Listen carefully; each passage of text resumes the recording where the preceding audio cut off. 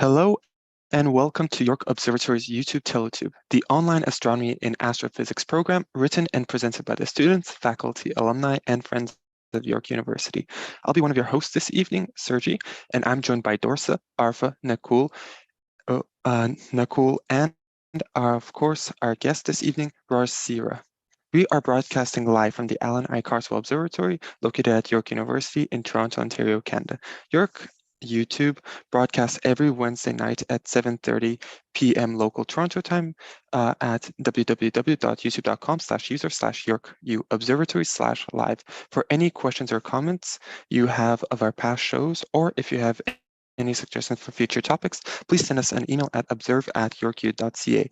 You can always connect with us on Twitter or Instagram with the handle at York Observatory and Facebook at Alan I. Carswell Obs.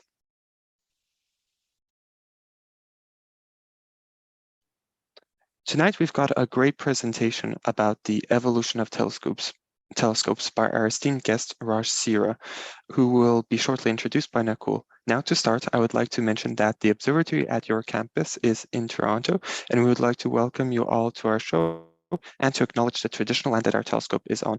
The observatory acknowledges its presence on the traditional territory of many Indigenous nations. The area known as Toronto has been taken care of by the Anishinaabeg Nation, the Haudenosaunee Confederacy, the Huron-Wendat, and the Métis. It is now home to many Indigenous peoples. We acknowledge the current treaty holders, the Mississaugas of the Credit First Nation. Our stargazing and astronomical efforts join the long history and current practices of astronomy for this land. The observatory looks forward to continuing to learn and revitalizing our knowledge in the area. Before we get started with our main show, we would like to give you a little update on what you can see tonight.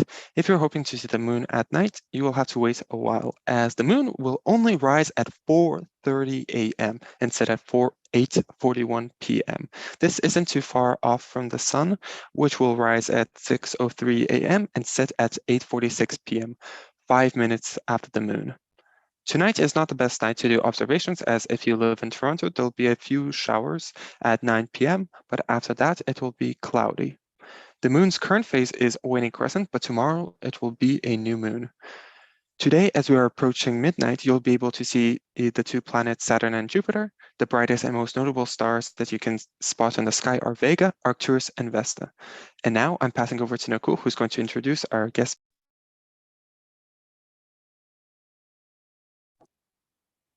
Hello all. For today's event, our special guest is Raj Seehra. Raj is an undergraduate student currently pursuing his BSc fourth year in astrophysics at the University of Manitoba. He has been an avid astrophotography hobbyist, and over the last 2 years, he has found a particular fondness for wide field and lunar photography. Outside of school, he enjoys hiking, sports, cooking, and reading. Also, he currently works as a student research technician, helping to optimize a detector system for the molar experiment, as well as work as part-time server at the restaurant. Today, he is going to share his knowledge on our today's event topic, evolution of telescope, and hoping to learn more about it from him. And I'm passing over to our guest speaker, Raj now.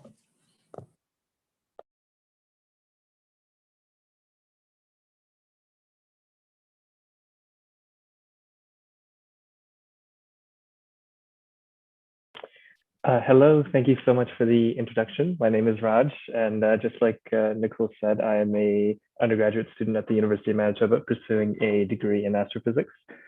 Today, my presentation will be about the evolution of telescopes, where we'll go over how they started up in observational astronomy, the anatomy of some of them, why they're so important, and what they've led to. And we will be finishing with some exciting images of the James Webb Space Telescope. So to start right away, we have to ask the question what telescopes are. And they are an instrument that are used, or an instrument that's used to look at objects that are far away. So originally they were used for Earth-to-Earth observations, and they were technically like very, very identified in military programs and strategic observations and land programming. until a little bit later when they were pointed to the heavens and used for, understanding planets, understanding the moon, understanding stars, nebula, really all of the above. So how they work generally is they want to gather as much light as possible, quantity-wise. And sometimes we ask the question, why are there stars that we can't see just with our own eyes? And the reason is our eyes can only gather so much light. And that means a lot of the light that we are, missing out on just doesn't show up when we are processing what we see. When we have a telescope that's gathering a lot of light in a certain area and focusing it into our eyes, we're able to see a lot more of the dark sky. And this obviously, really progresses into having a lot more detail for fainter objects, seeing, craters and crevices on the moon, on different planets, seeing a lot more identifiable structures. Now, something that we'll get into a little bit later is multi-wavelength observations.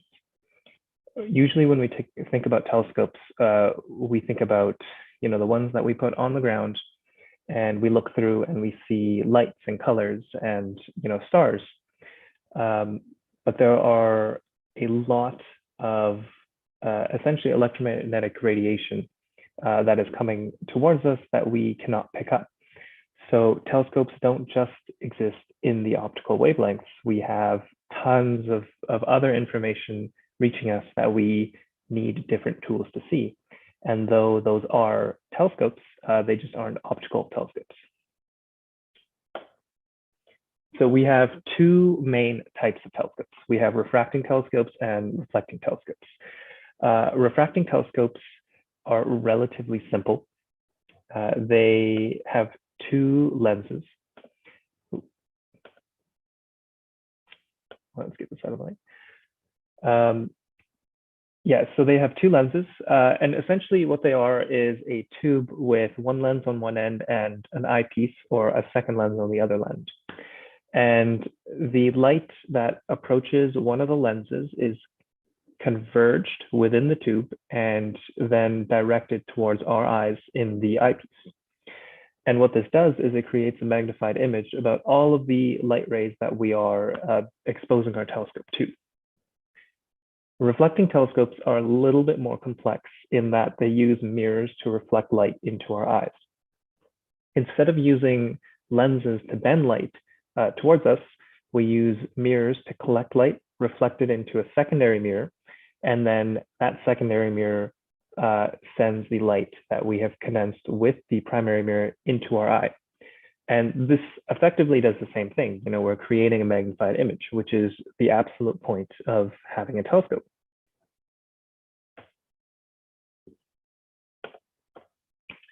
So a little bit more about refracting telescopes. We have the objective lens at the very beginning of the telescope, which is at one end of the tube. And that's where we want to be collecting as much light as possible. Now, typically this is a convex lens. And what it does is it converges light rays into the eyepiece. The eyepiece will then straighten out the light rays into our eye so that we have a lot better viewing perspective of all of the light that we've gathered. The eyepiece also magnifies the focused light in that all of the condensed light is now within a very, very small area, and that is effectively what we're looking at. They were originally invented in 1608 by Hans Lippershey. He was a Dutch optician who essentially made his career making lenses. And he realized that when you put two lenses in series and you look through both of them, you could magnify objects depending on the distance that the lenses were from each other.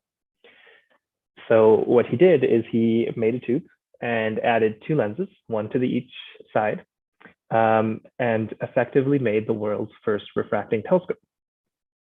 Now, a year later, Galileo Galilei in 1609 is the first to use this type of telescope for observational astronomy.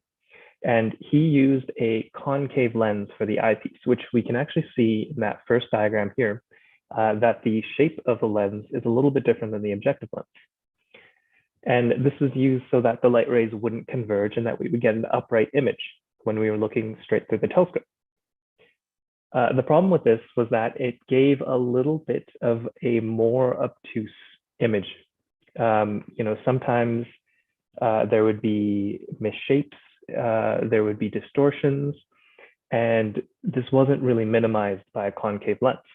So Kepler, in 1611, he improved the design to include two convex lenses. And this causes a lot less distortion because you could have a lot more freedom varying the lengths of the lenses, varying the shapes of the lenses and the sizes to produce a better image. Now, since we did have light rays converging within the telescope, we would have an inverted image, but it did allow higher magnification. Now, this is a very, very important drawing. And some of you who are observing may already know exactly what this is, but I'm just going to go over it because these are the first few drawings that Galileo drew of the moon using a refracting telescope. The reason that they're so important is because they allowed us and allowed Galileo to observe that there were craters on the moon, crevices on the moon, things that we could not see with our naked eyes. And this allowed a lot more interpretation for observational astronomy, because then we were now forced to think about and consider the possibility that there were so many things out there that we weren't able to distinguish. Now, Galileo went on to also observe the moons of Jupiter and the phases of Venus, which was incredibly important, with telescopes, because by observing the moons of Jupiter orbiting Jupiter and observing the phases of Venus changing with respect to the sun, he also made the conclusion that the Earth was not the center of the universe and that we happen to be orbiting the sun. And this, is obviously brought on by refracting telescopes or telescopes in general. Now, reflecting telescopes, they are obviously, as we said before, a little bit more complicated in that they use mirrors instead. And light is effectively traveling in conceptually the same way, where it is collected by a primary mirror, focused by a secondary mirror, and then shown through the eyepiece, which is something that we can avidly see. The secondary mirror reflects light into the eyepiece, and this allows a lot more flexibility in the size of the primary mirror, as we can get larger and larger with the primary mirror and condense it into the same secondary mirror, and therefore collect way more light and have a lot more observational power. We see here in the diagrams that the light rays become a little bit more complex as they are converging in different directions, but effectively we are seeing a clear image. Now, James Gregory designs the first reflecting telescope in 1663, but the first working telescope is actually built by Newton in 1688, which is about 20 years later. And something that we really want to go over again is that Newton realized working with a reflecting telescope is a lot more effective at gathering light. They, result in larger, clearer images of the object. They were a lot easier to upsize, meaning that if we wanted to collect more light, it was a lot easier to create a bigger mirror and have the same R value and compare it to the secondary mirror than it was to create two large lenses in a refracting mirror and collect the same amount of light. Reflecting telescopes also reduce something called chromatic aberration. And chromatic aberration is something that happens within lenses or within prisms. So effectively, when we have a lens, or synonymously like a mini prism, we have different wavelengths of light approaching the lens, and they are sent out at minutely different angles. So when we're observing and we are examining exactly how the picture looks and comparing it to other objects, we have distortions in color and shape because some of the wavelengths of light are reflected at different angles. Now, if we're using a mirror, chromatic aberration is reduced because we are not sending the light through a lens and therefore not through a prism. So yes, reflecting telescopes are much better. So I did mention this a little bit earlier, but we're going to be going over multi-wavelength observational astronomy. And the reason that multi-wavelength observational astronomy is so important is because when we think about optical telescopes and we think about what we're actually seeing, it is just a very, very small portion of the electromagnetic spectrum. It's a very small portion of light that's actually reaching us or, reaching our telescopes. So this little image here shows the little band of light that we see every day around us. And all of these gray areas are light rays that we cannot perceive. So optical telescopes are really just the beginning of observational astronomy. We have to collect radio waves, infrared waves, ultraviolet, X-ray, gamma, and all of these are done in some form of a reflecting telescope, as it's very difficult to be able to consistently and effectively refract these waves and collect enough of them to make justifiable analysis. So even in this picture here, we have a giant radio telescope, and sometimes we see these dishes, they're giant satellite dishes. And effectively what they're doing is they're gathering all of this light that is coming and hitting this diameter and reflecting it into a little bit of a center antenna where the radio waves are then reflected a second time and collected and analyzed using detectors instead of an eyepiece, since we, obviously cannot see radio waves. Now, the same concept works for any other telescopes that we're using for infrared, ultraviolet, X-ray or gamma rays. And we'll go over some of the major missions, especially the Great Observatories program, which was a program in NASA. And it was a series of 4 powerful space-based telescopes that were used to image and analyze different wavelengths of light. Now, it started with the Hubble Space Telescope, which was originally launched in 1990, but didn't effectively bring back images until about 1995. And the Hubble Space Telescope is very popular because it does image in optical. It also images in UV and infrared. And it is a reflecting telescope that condenses and collects all of this information, all of these wavelengths coming towards the telescope, and converges them into an antenna or into a detector system, effectively reflecting wavelengths into a detection. Now, the CGRO, or the Compton Gamma Ray Telescope, was released in 1991, and effectively works the same way, where it absorbs all of this incoming radiation, all of this incoming gamma ray wavelengths, and condenses it into an analysis point where we are able to detect, analyze, and effectively examine the data. The Chandra X-ray telescope was released and sent out in 1999. And with X-rays, as we get, especially even with gamma rays, but with X-rays in particular, when we get to higher energy particles, refracting is completely out of the question, as the particles are way too high energy to be able to refract at the angles that we need them to.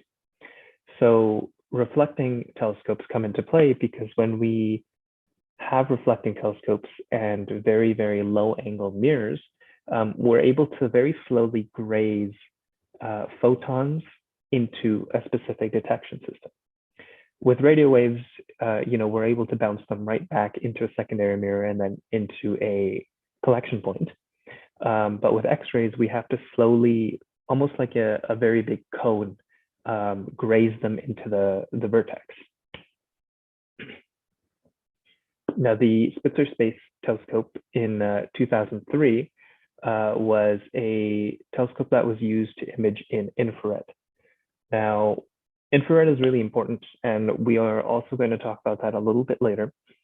But again, these telescopes were, or the Spitzer Space Telescope was a reflecting telescope that was used to image, the rest of the universe, or as many objects as we could see and as we could detect, and things that we wanted to image with infrared as a reflecting telescope.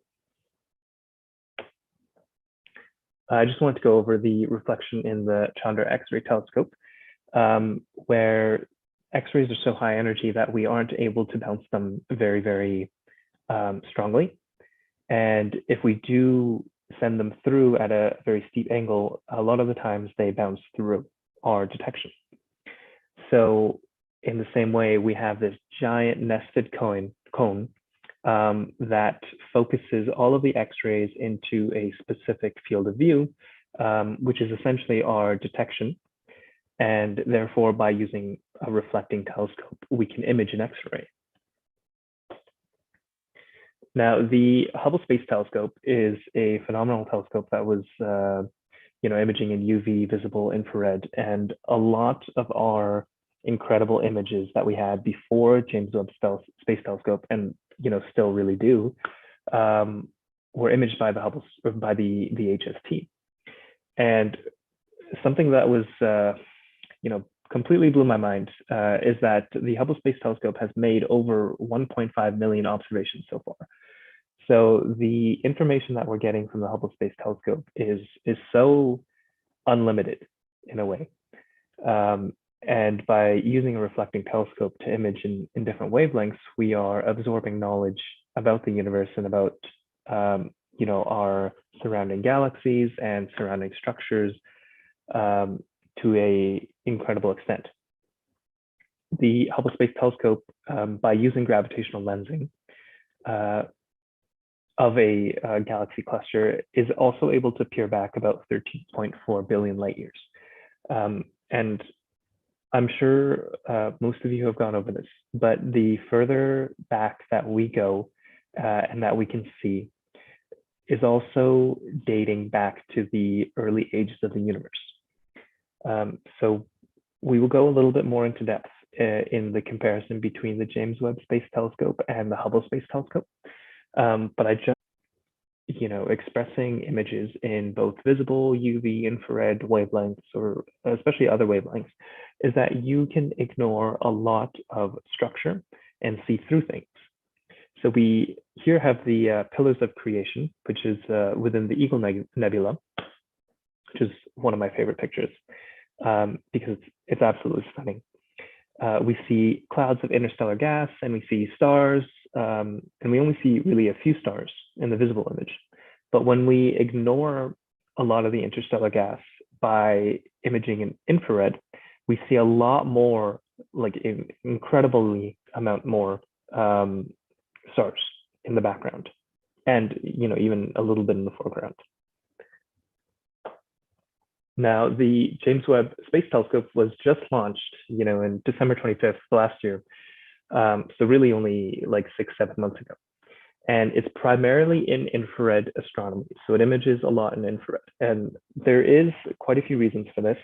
One of the main ones that I want to go back to is just, the differences between imaging and infrared and visible are so important and incredible that when we image in infrared, we're able to see a lot more structures. The James Webb Space Telescope is also incredibly large and incredibly sensitive. So when we image in infrared, we're imaging the beginning of the universe in a way, because the wavelengths at this time that were emitted during the Big Bang and due to the universe's expansion have turned from gamma rays into X-rays all the way down to infrared rays.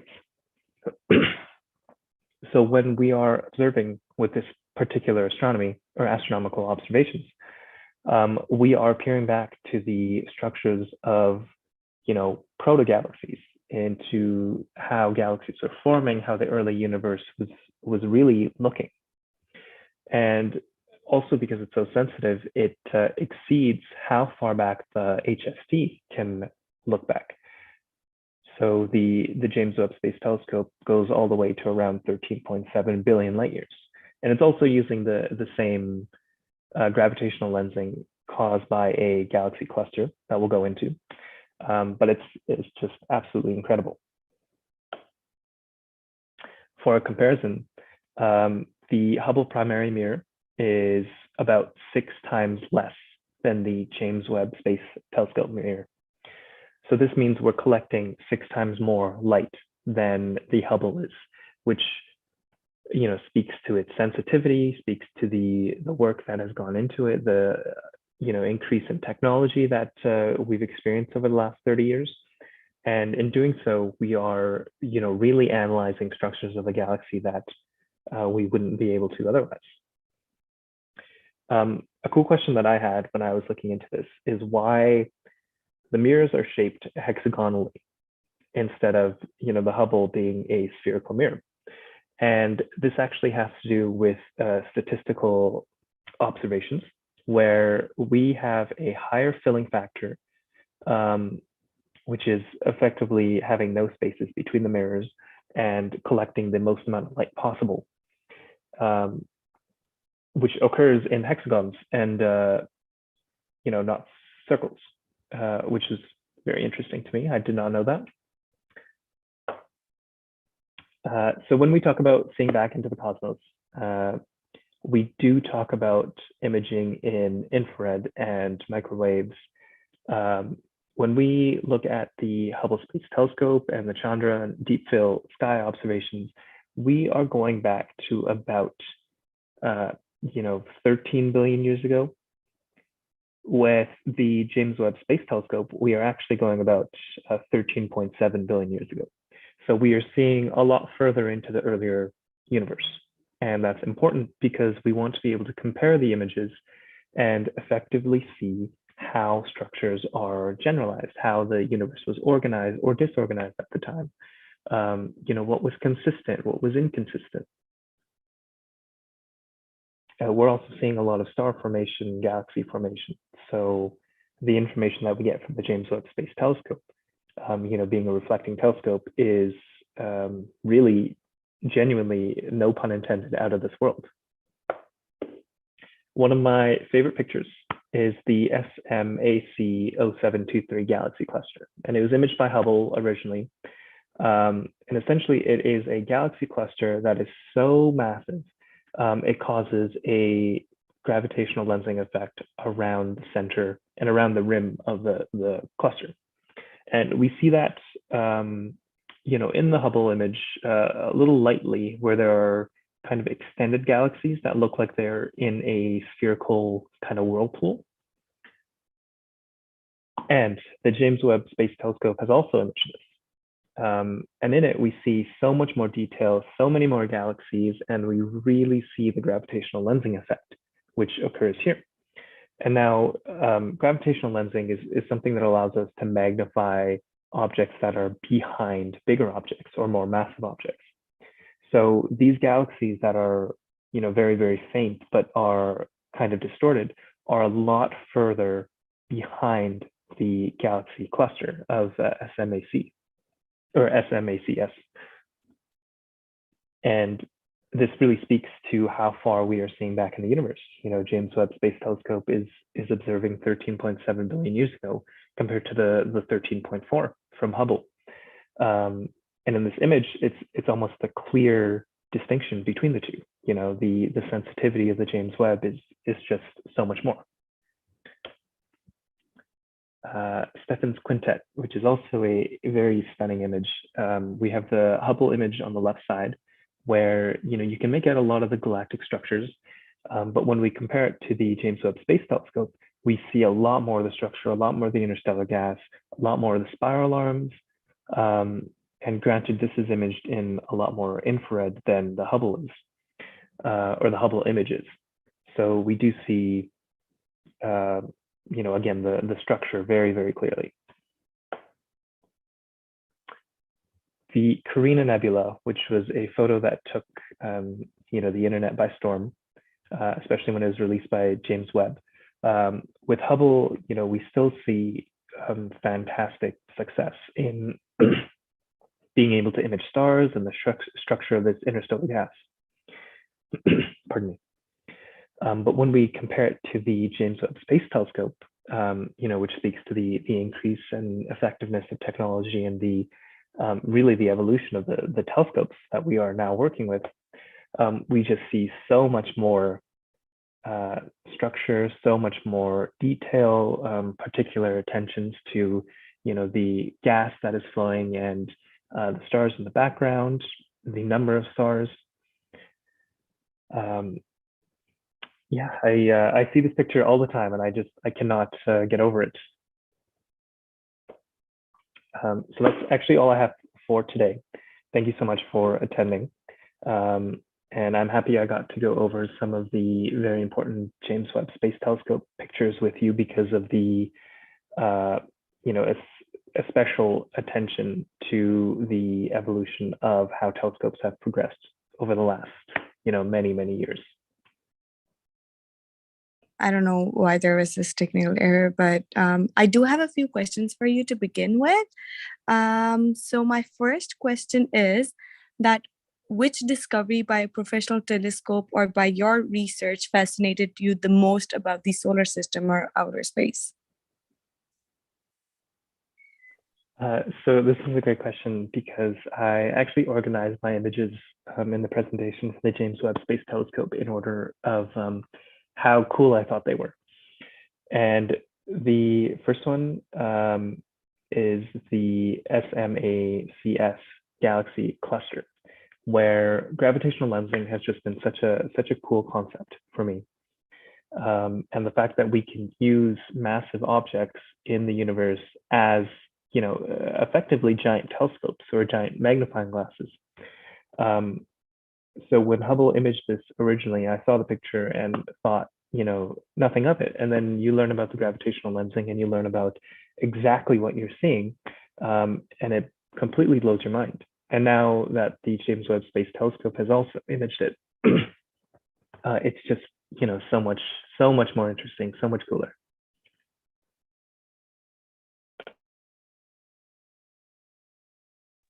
Thank you. I also actually have one more question for you.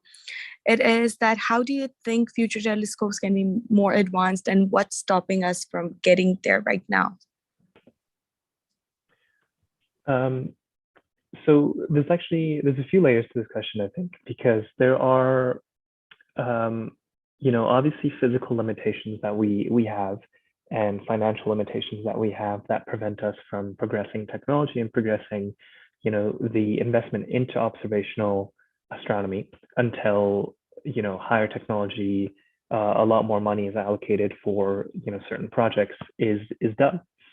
But the second layer to this is something very similar happened when we were studying lunar rocks, and when we took samples from the moon, a lot of the samples weren't opened until recently. And it was because we didn't have, effective technology and effective understanding of exactly what was going on with the composition of those things until later. And we knew that, 30, 40, 50 years ago.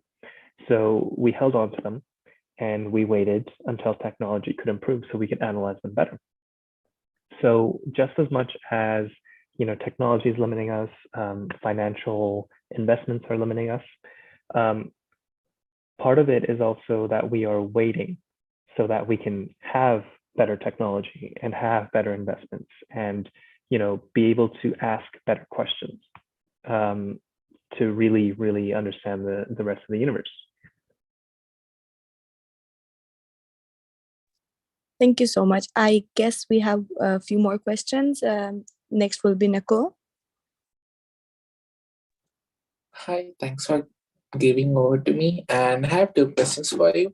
So my first question, who discovered the telescope? As we know, it's not Galileo. And what makes people believe it was Galileo who discovered the telescope?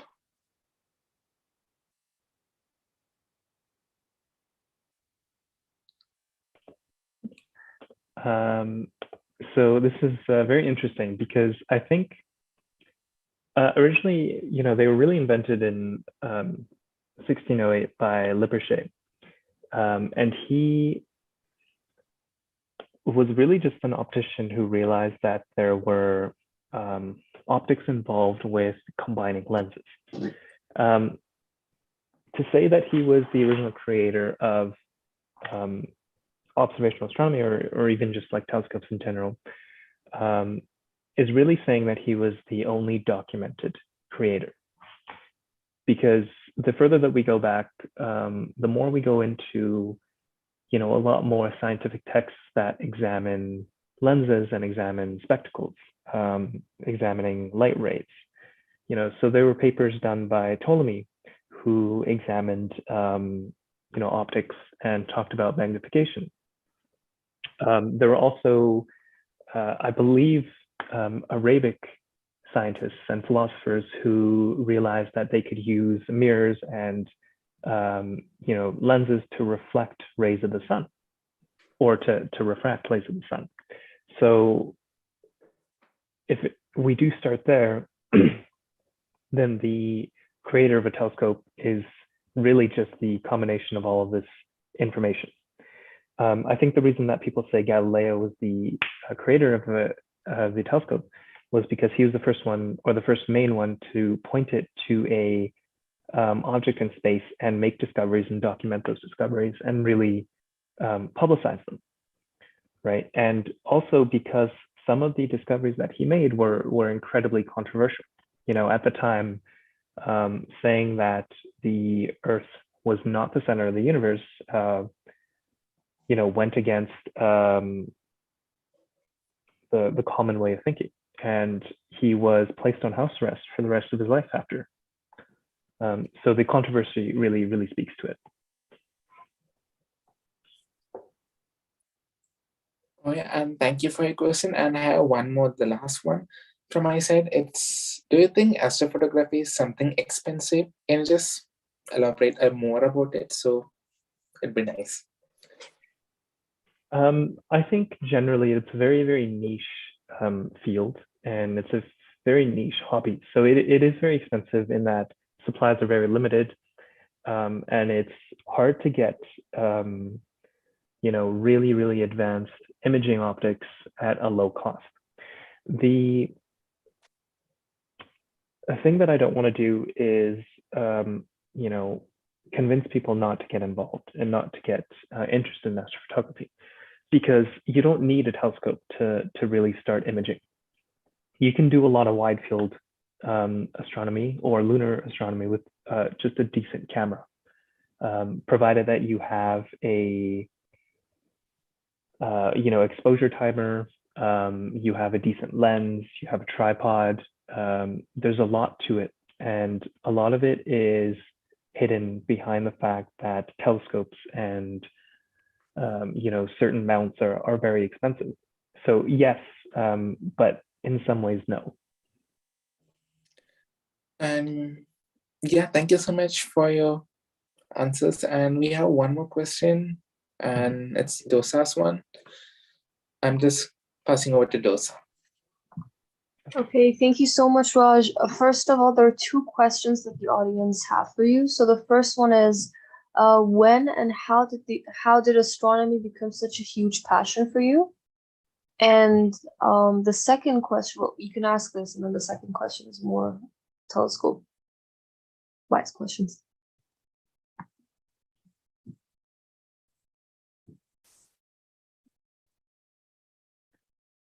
Sorry, did you want me to start with the first one? Yeah. Start with the first question. Okay. It's when and how did astronomy become such a huge passion for you? So as a kid, I was always invested in rockets. I loved rockets and rocket science, and the idea that you could propel things by using essentially like chemical reactions. But part of it was also going out late at night and looking up and seeing stars. And by examining all these like little specks of light, in the sky, you start to ask questions, and you start to wonder, kind of the questions that all kids wonder. Are there other people anywhere? Are there, living organisms anywhere else other than Earth? What goes on the sun? Could I survive in space? Things like that. And the more you ask these questions, the more you realize that you have this like passion for learning about things that you cannot touch, things that you can't physically, mold and present yourself with. So astronomy was really honestly a coping mechanism for me to be able to funnel all these questions into a certain field and figure out how to answer them. It's almost to quiet the mind, really. All right. And the second question is, are reflecting telescopes more common with stargazers, whereas refracting telescopes could be more and more advanced and used for more scientific purposes? Yes, actually, so generally refracting telescopes are a little bit less expensive than reflecting telescopes because they can deal with a lot more hassle. Like I wouldn't say throw them around, but you could technically keep them in your trunk of your car, not in a box, and drive around and still have them work the way that you want them to, compared to a reflecting telescope, which has to be, secure. Any deviations in the mirror cause distortions in the image and prevent you from getting good observations. So it's a lot easier to, as a amateur astronomer, to have a refracting telescope, and for a institution such as NASA to create larger and larger reflecting telescopes where they can maintain the integrity of the tools that they use. Okay, so this is the final and last question. This is a bit of a personal question, I guess, but why did you choose to focus on the evolution of telescopes? What made you search about this topic for the presentation? I think, talking about telescopes is something that everyone can get involved in. It's a step into being able to observe and experience observational astronomy. So a lot of the times when kids or younger people are getting into astronomy, they really, the first thing that they think about are telescopes. And after that, they start thinking about what we can see and how they work. So it's just a gateway into astronomy for a lot of people, which is why I thought it was important to talk about. All right, thank you so much, Raj. Well, everyone, you have been listening to the L&I Carswell Observatory's weekly TeleTube broadcast, the Astronomy and Astrophysics program, written and presented by students, faculty, alumni, and friends of York University. Thank you to our presenter, Raj Seehra, and we enjoyed your presentation and appreciate your time. And the hosts this evening have been Sergiy, Arfa, Nakul, and myself, Dorsa. Make sure to leave any comments or questions in the comment section of the video and talk to us in the chat right now. We will be around for the next 20 minutes to answer your questions. All of our programs are free, but if you would like to make a donation, see our website at observatory.info.york.ca.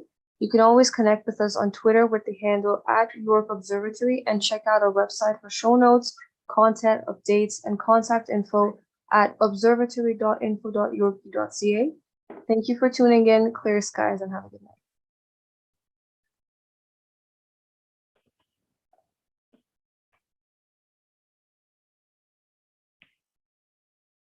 Sorry, I'd just like to take some time to thank you all as well. Thank you so much. Thank you, Raj. Thank you very much.